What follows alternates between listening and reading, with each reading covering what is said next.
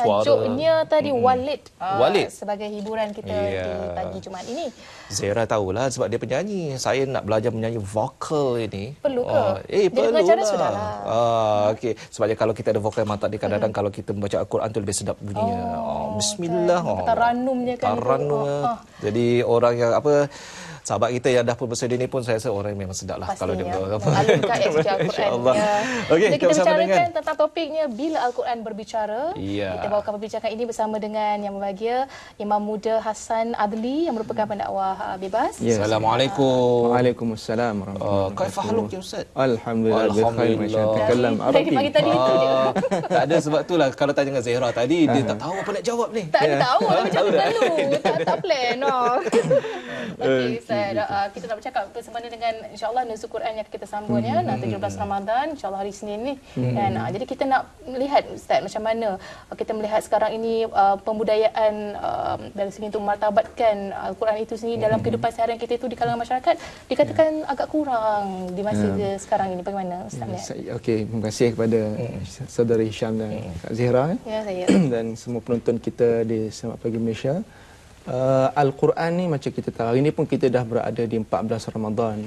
Ya, kalau kita tengok para ulama dia bersepakat mengatakan Al-Quran ni memang turunnya pada bulan Ramadan. Dalilnya kita boleh rujuk dalam surah Al-Qadar ataupun surah Al-Baqarah ayat 185. A'udzubillahi minasyaitonirrajim. Syahrul Ramadan alladzi unzila fihi al-Quran hudan lin-nasi wa bayyinatin minal huda wal furqan. Sadaqallahul azim. Sehingga habis ayat tu lah ya. Iaitu jelas kat situ Allah Taala berfirman bulan Ramadan ni turun padanya Al-Quran. Jadi tarikh itu memang adalah perselisihan bila ke tarikh kita di Malaysia kita sambut 17 Ramadan. Tapi kalau tengok ada yang kata tarikhnya lain-lain ya. Cuma sepakat mereka Ramadan memang turun Quran. Cuma sebab tu kita sebut Ramadan ni bukan sekadar bulan puasa tapi bulan penghayatan Al-Quran. Sebab kalau tengok Imam Asy-Syafi'i rahimahullah taala di dalam mazhab kita ni, imam mazhab kita, satu hari dia khatam Quran 2 kali. Masya-Allah. Ya, dalam solat, bukan luar solat, dalam solat. Maknanya 30 hari di bulan Ramadan 60 kali khatam. Allah. Saya sendiri pun tak tahulah kata. Kalau tengok penonton kita mungkin sekali 2 kali tu hebat dah. Betul. Kalau 60 kali masya-Allah. Jadi sebab tu kita tengok bulan Ramadan kena ambil peluang kita menghayati Al-Quran. Sebenarnya Al-Quran ni satu kitab yang sangat hebat, kita pun sendiri maklum. Al-Quran ni kalamullah. Al-Quran ni kalau tengok pada zaman Nabi ya, Al-Quran ni turun pada zaman Nabi, zaman itu zaman syair. Diorang ni kalau ada pesta syair tahunan akan dipanggil penyair-penyair di seluruh tanah Arab ni berkumpul di Mekah akan mempersembahkan syair mereka. Itu zaman bahasa, puitis.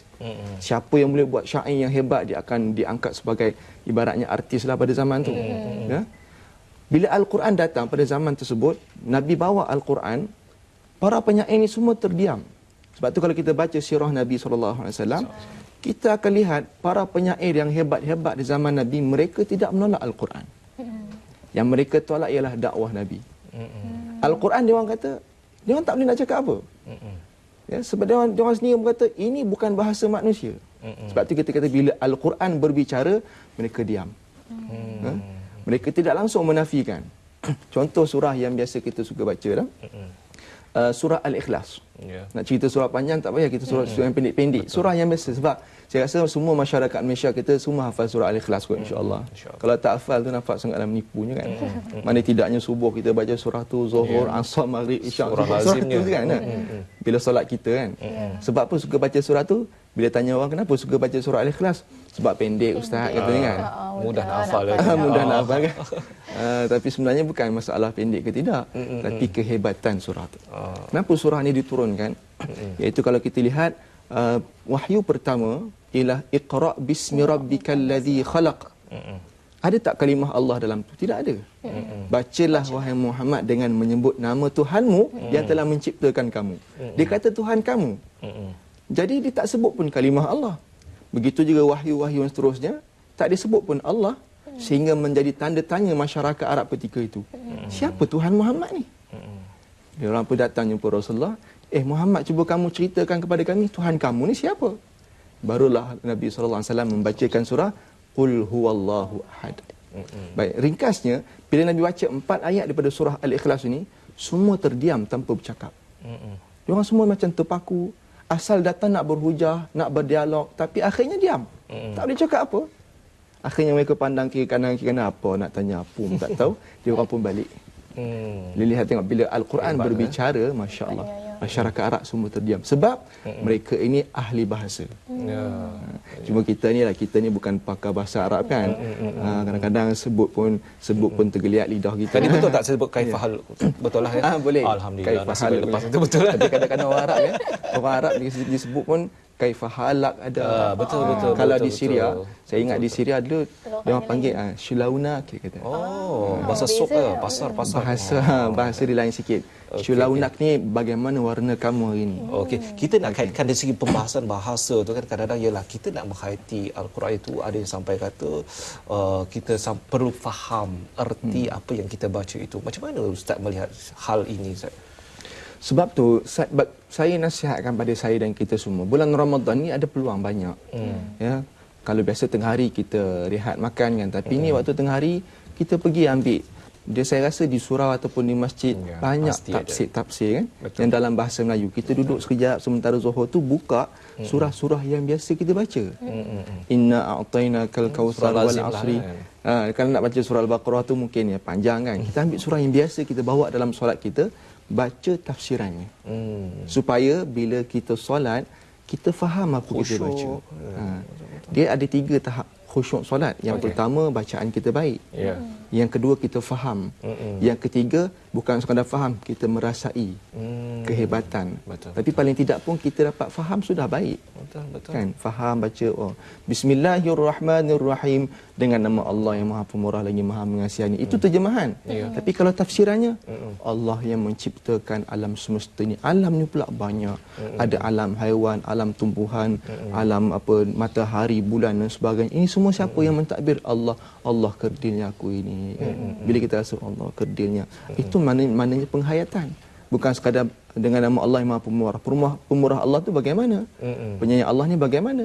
Tapi bila kita menghayati Allah ni Ar-Rahman Ar-Rahim, ini yang kita nak. Dia akan mendatangkan khusyuk dalam solat.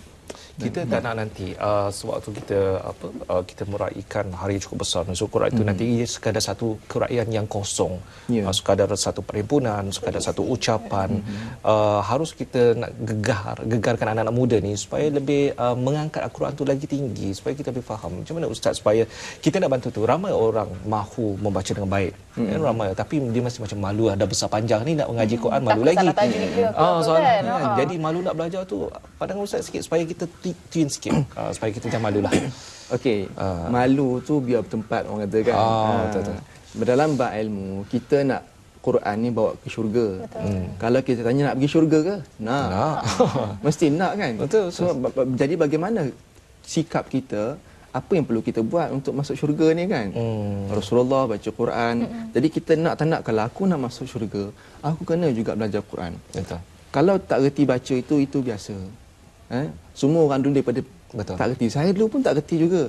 Tapi kita melalui proses belajar, kita buang perasaan malu. Kadang-kadang saya sendiri pun kalau pergi Mekah, saya ambil kesempatan duduk depan Tok Syekh mana-mana, tak kenal pun, tapi saya kata boleh tak dengar bacaan saya.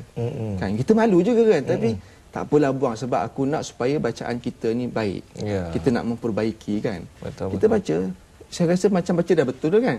Bila baca depan Tok Syekh tu dia kata salah banyak. Jadi sebab tu Al-Quran ni sentiasa perlu diperbaiki. Betul. Jadi sebenarnya jangan malu, sebab kalau saya rasa ustaz-ustaz mana, guru-guru dia lagi suka kalau orang datang. Betul. Saya sendiri pun kalau kata ustaz boleh tak dengar bacaan saya sendiri suka mendengar bacaan orang kan. Berdengar pun dapat pahala. Sebab tu Rasulullah sallallahu alaihi wasallam kata, barang siapa yang belajar Al-Quran ni dia merangkak. Wa yataqqa, maknanya dia merangkak, mengeja di alif di atas kan kita dengar sian dengar kan. Tapi Nabi kata dia dapat pahala double. Yang pertama pahala sebab mengaji Al-Quran, satu huruf 10 pahala. Yang kedua pahala kerana belajar mengaji. Maknanya dapat pahala. berganda. Sedangkan kita memandang Al-Quran tu pun dah mendapat pahala. Tengok Al-Quran tu dapat pahala, masya-Allah. Jadi bagaimana Ustaz kita nak bermuamalah dengan Al-Quran ini sendiri untuk memastikan kata kita dapat mencerap segala intipatinya itu dapat melahirkan kepribadian yang luhur, insya-Allah, untuk melahirkan jiwa yang tenang tu, Ustaz. Ya, Al-Quran ni sebab tu saya sendiri pun ya, apa pun sebab tu ulama mengatakan bila kita ingin mengadu kepada Allah, maka solatlah, sebab solat tu dari segi bahasanya ialah doa. Bila kita ingin berbicara dengan Allah, ulama kata bacalah Al-Quran. Betul. Sebab Al-Quran tu kalamullah. Saya teringat seorang hamba Allah ni, dia kata, ustaz, makcik dia kata, makcik ni bila ada masalah, makcik akan baca Al-Quran. Saya tanya dengan makcik tu, makcik biasa baca surah apa bila ada masalah? Makcik tak baca, makcik pun tak tahu nak baca apa, makcik buka je Al-Quran. Mana-mana buka aje. Tapi biasanya dia kata bila makcik baca ayat yang makcik pilih mana-mana, biasanya ayat tu kena pada makcik. Saya pernah mengalami benda ni. Bila anak saya diuji, ya, dia di hospital tu hari, bila dia jatuh kepala dia dan doktor kata mungkin ada pendarahan dalam kepala. Saya rasa ya Allah sedihnya. Bila Allah diuji, saya pun teringat kata makcik ni, buka Al-Quran. Buka aja mana-mana. Saya pun buka Al-Quran. Saya tak pilih mana. Saya buka aja, saya baca. Dan memang kena. Baca-baca Allah kata apa? Innallaha ma'as sabirin. Menangis saya. Allah kata apa? Sesungguhnya Allah bersama orang sabar. Ya Allah kata tenangnya jiwa. Kemudian doktor datang kata, alhamdulillah encik, kata anak encik ni tak ada apa-apa. Dia ada pendarahan, kata. Hebatlah. Ya Allah, saya kata ya Allah kan, bila diuji, bila baca Quran tenang, saya kata aku redalah apa saja yang berlaku, yang mungkin ujian. Tengok nampak kita sabar. Doktor datang, doktor terima kasih, tahniah encik, anak encik tak ada apa-apa. Ya Allah, saya rasa ya Allah besarnya Engkau ya Allah. Ini Al-Quran. Dia ubat. Sebab tu Al-Quran ni dia ubat bagi kita. Betul. Itu yang dikatakan, kalau apa-apa saja kita rujuklah kepada kitab yang sungguh agung ini, Allah Satu Akbar, mukjizat yang sangat besar. Betul. Terus mendampingi kita umat Islam, insya-Allah. Segala-galanya semuanya ada dalam Al-Quran, insya-Allah. Yang penting kita sentiasa menjaga adabnya dan juga kita mengangkat tinggi darjatnya juga. Terima kasih banyak Ustaz. Hebat sekali hari ini perkongsiannya. Tadi dah dengar tadi Ustaz mengaji sedikit. Asal nak belajar lagi Ustaz. Boleh Ustaz? Boleh. Nak betulkan Tertanum bersama Ustaz. Selamat pagi Malaysia.